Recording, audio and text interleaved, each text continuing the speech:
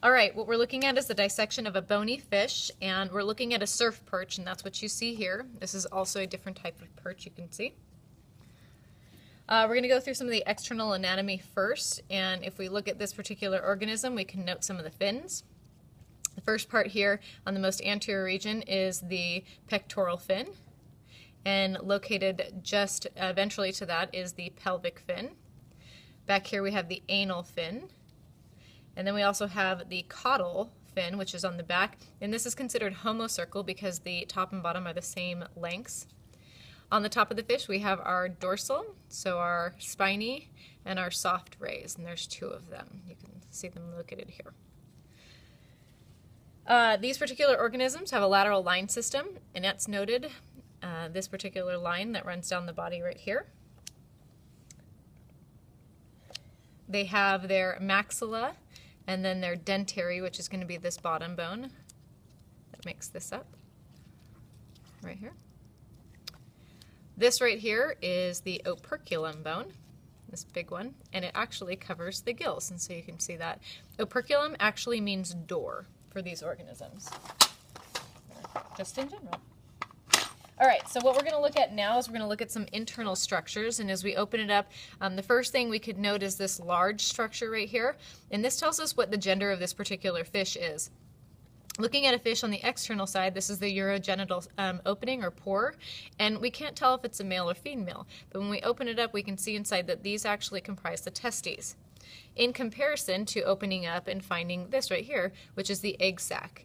And if you open up the egg sac and cut it in half, you can actually see all the individual eggs that would be laid. All right, diving in further, if we follow the urogenital pore up, the release of the gametes is going to happen in that area, but also the waste. And so this particular area right here is the the intestines. And you can see some of this orange-looking stuff. Those are just fat bodies that are sitting there. If you follow it backwards as opposed to going forward from the mouth, we actually run into, of course, the stomach. And the stomach is this organ right here. And it has these little extensions or finger-like projections, which are known as pyloric ceca.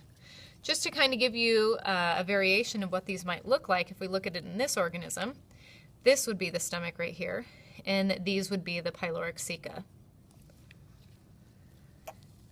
All right, moving some things out of the way. You have this sac-like structure, and you can see that some of it's actually broken apart, and this is the swim or gas bladder, and this allows for neutral buoyancy in the fish. If we look at the swim or gas bladder here, you can see it's a bigger pocket and maybe easier to identify. Underneath or just dorsally to the swim bladder are the kidneys, which is the black structure that you can see here. And then, of course, the vertebral column. So if you hear that little click, click, click, click, that's actually running down the vertebral column. And, of course, the vertebral column is made up of bone because these are osteichthyes organisms, or made up of bone, osteon. All right, looking up here for respiration, these are the gill filaments, and then just at the bottom, you can hear that scratching. Those are the gill rakers. The filaments allow for oxygen to be absorbed into the body and carbon dioxide to be released. Going along with the circulatory system, we can locate the heart, and the heart is this structure right here. So there are different parts of the heart that you have to know. You need to know the atrium, which is on top, which leads into the ventricle, which then leads into the bulbus arteriosus, and then just anterior to that is going to be the ventral aorta. This structure right here that kind of covers the stomach is known as the liver. We can note looking on top, and this is a great dissection where they've opened up the brain or opened up the cavity in which the brain sits in, and you can see the different parts of the brain right here. And then, of course, you have the eye, and inside is the lens, and you can kind of see that cream-looking thing, and as I move it, it moves as well. That's the lens inside of the eye. We went ahead and did a cross-section of the tail, and this is the dorsal region, and this is the ventral region of the tail. And on the top is going to be the spinal cord.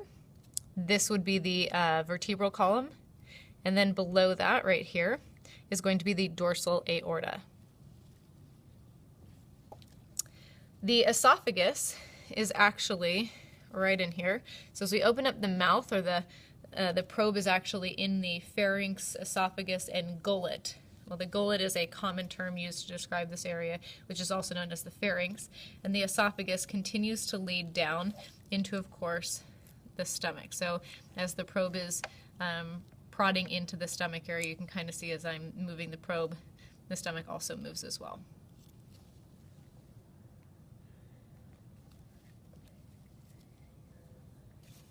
All right, we also need to locate the spleen. And the spleen is going to be a darker structure.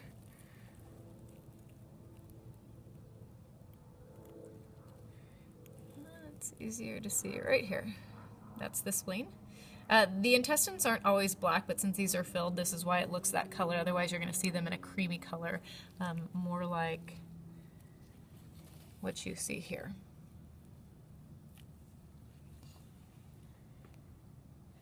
In these particular organisms, just like the other fish we've seen, they have the myotomes and the myoseptums.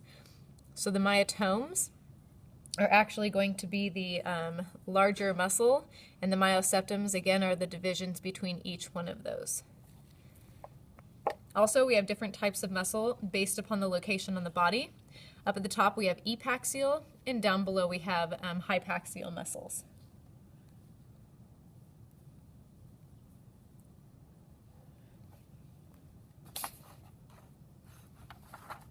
All right, and that concludes our fish dissection. Just to kind of look at things over here, they're obviously different species, but again, you can see the liver, you can see the gills.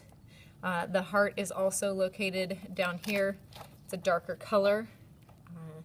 So you have the atrium and the ventricle, and then if you go forward, you have the bulbous arteriosus into the ventral aorta that you cannot see at this particular moment.